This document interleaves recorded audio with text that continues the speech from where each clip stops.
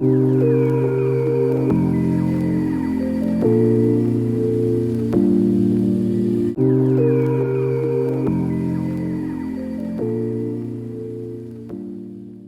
guys, what's up? It's me, Jasmine, and welcome back to my channel. So today is Wednesday, August 21st, and I am gonna do another weekly weigh-in update today.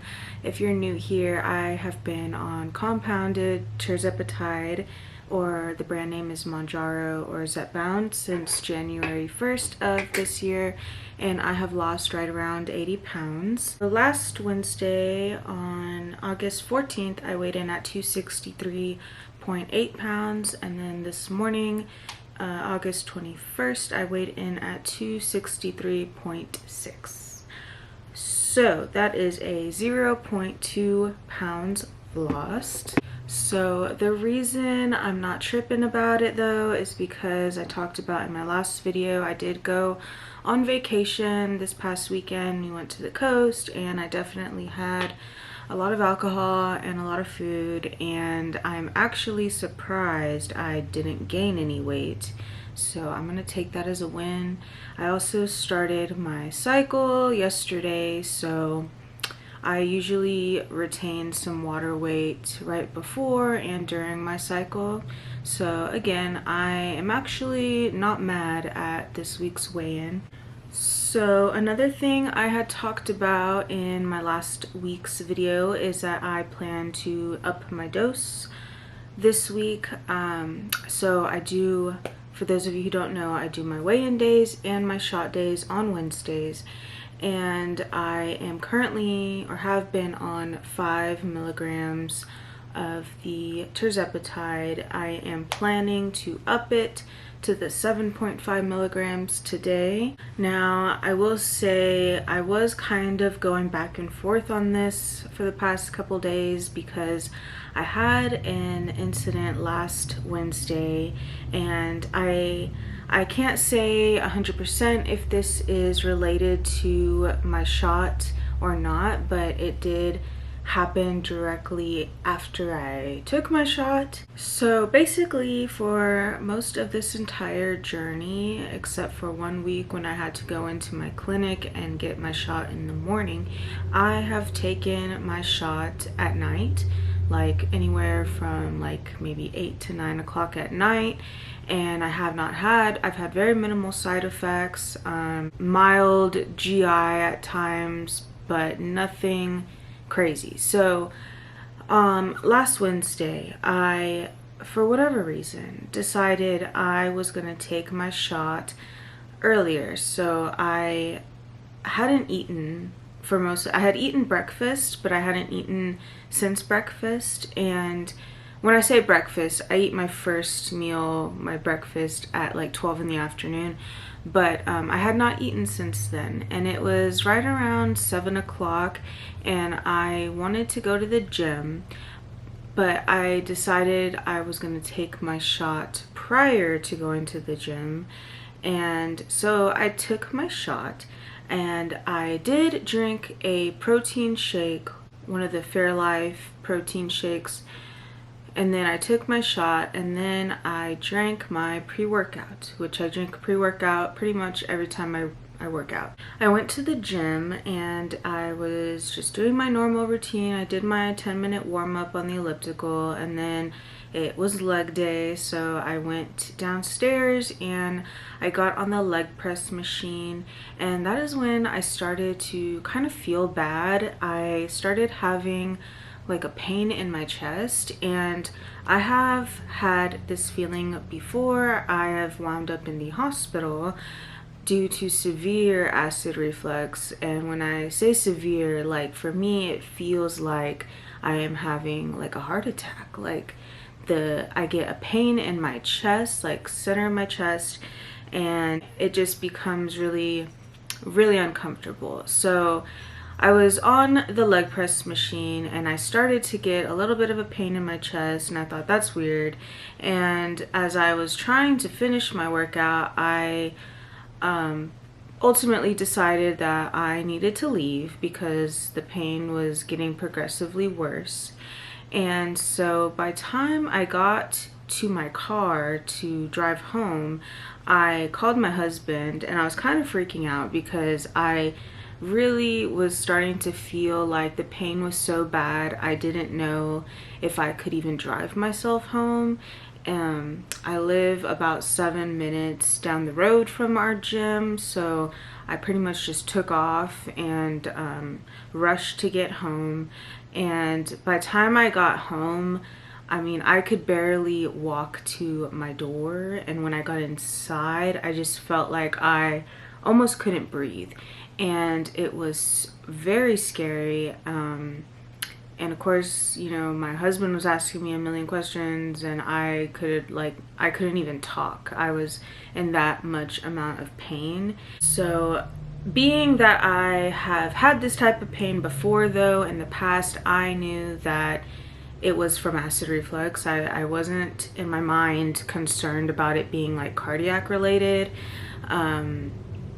And I did check my blood pressure and everything was normal. So I really didn't want to go to the ER because last time I went for that, they did a CT and a whole workup. I got a $5,000 bill and I was not trying to go through that again.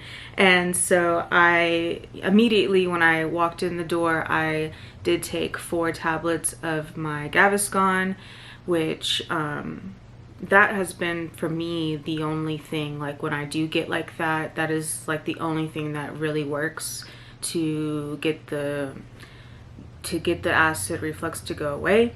So I took that and then I just went and I felt like I was gonna have like diarrhea. That's TMI, but I went and sat on the toilet.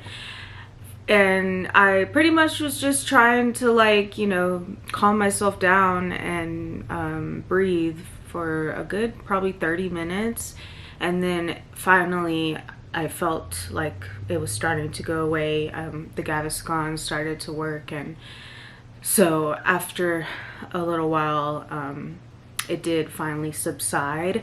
But that was like a severe like acid reflux attack, and probably the worst I've had. I pretty much, after it had gone down enough that I was able to, I took a hot shower and that felt nice, and then I just put my heating pad on my back because it felt like the pain was going from like the center of my chest like through to the like center of my back, and putting the heating pad on it helped a lot. So and it did go away, and I haven't had it come back since then. But that was really scary. And so again, I can't say 100% that it was directly related to the shot, because I have a history of this type of acid reflux happening to me. But I will say it was strange that it happened pretty much like right after I took my shot. And again, maybe it was because I didn't have really any food on my stomach, and I'm used to taking it at the end of the night when I've eaten dinner and I have food on my stomach. So maybe that was a cause. Maybe it was an interaction between taking it on an empty stomach and then drinking pre-workout. I don't honestly know, but it did really scare me, and it got me kind of thinking, you know, should I even increase my dose, because I really don't want anything like that to happen again.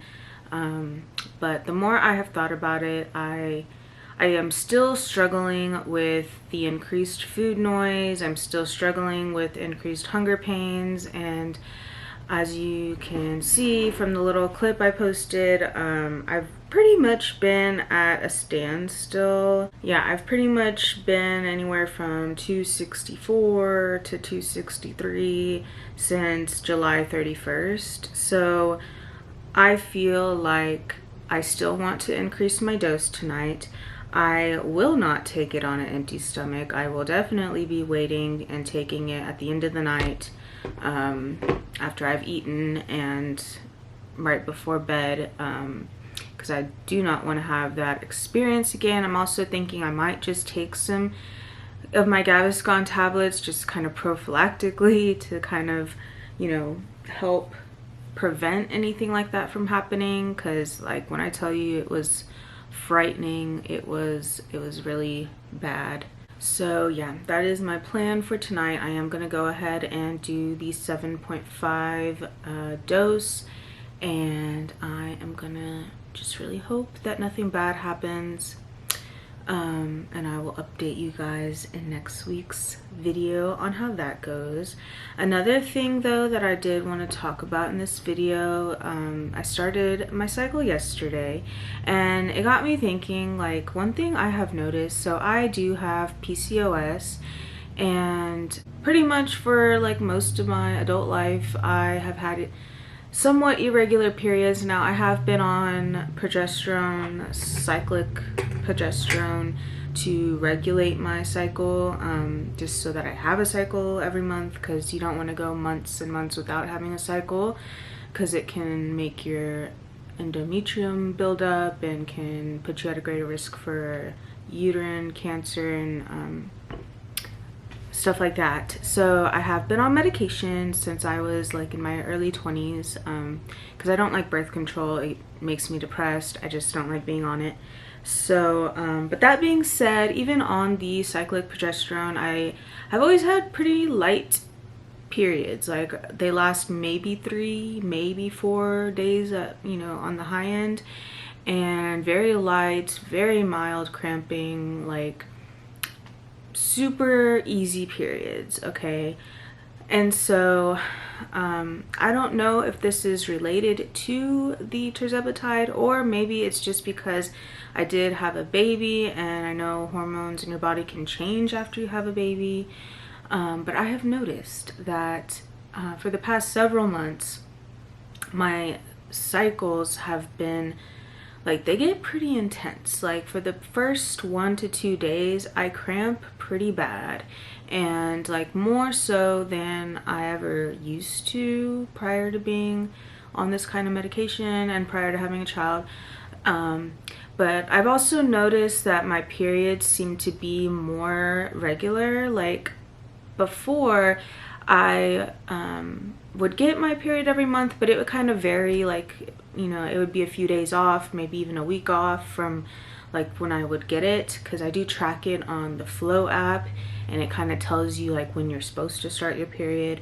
And so mine would always be a little bit off, but I've noticed that since being on this Tirzepatide, it's like it's pretty spot on. Like I think I was 1 day late on this last cycle, and usually it's like been within a day or two that I do, you know, I'm pretty much on time with my periods. And so again, I don't know if that's related to this medication, or maybe it's just because my hormones have changed. That is something I've noticed. I have heard other women talk about how they feel like being on GLP-1 meds has kind of made their periods a little crazy. So I just thought that was kind of interesting. Also, I do feel like my periods are a lot heavier. Like the cramping's heavier, but also the bleeding is a lot heavier, and it lasts longer. Like they last more like 5 days. My personal theory is that I might be like actually ovulating now, because with PCOS what can happen is you can have a period, but if it's a super light period, usually, and this is what my gynecologist has told me, it usually means that you haven't actually ovulated. Like your lining might be shedding, but there was probably not like an egg or, you know, whatever released, because you didn't really ovulate. Because with PCOS you pretty much like you make the eggs, but then they kind of just get trapped, they don't release. And so that's why you sometimes have super light periods, because you're not getting rid of the actual egg, you're just getting rid of the lining. And so my thoughts are maybe my periods have been extra heavy and stuff because I'm actually ovulating. So that is something I think might be related to the Tirzepatide, because you do hear a lot of stories of like Ozempic babies and like women suddenly becoming very fertile once they get on these meds and start losing weight. And I will say I did have a chemical pregnancy, It's been about 2 or 3 months ago now, and I am not trying to get pregnant right now by any means, but this is just a warning. If you are on these meds and you are of childbearing age and you are not trying to have a baby, definitely be careful, because I'm pretty sure these meds make you like extra fertile. That is kind of just a little tangent I went on, but other than that, I am going to, like I said, up my dose tonight. We're gonna see how it goes. So yeah, if you made it this far, guys, I really appreciate you watching, and if you're not subscribed, please consider if you're interested in weight loss related content. And also you can follow me on TikTok. I made a new TikTok where I share a bunch of what I eat in a days and other weight loss related things. So if that's something that interests you, I will leave that down below as well. And other than that, please feel free to like and comment, and I will see you guys in my next one.